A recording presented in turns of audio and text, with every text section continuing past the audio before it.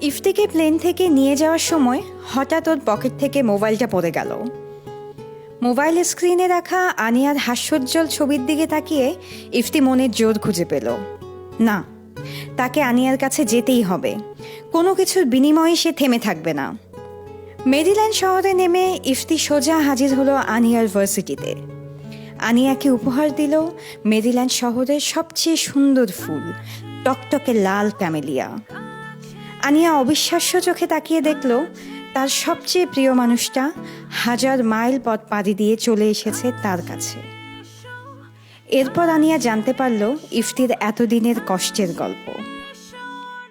সেই দুটো মানুষ আজও আছে একসাথে, পরম ভালোবাসায়।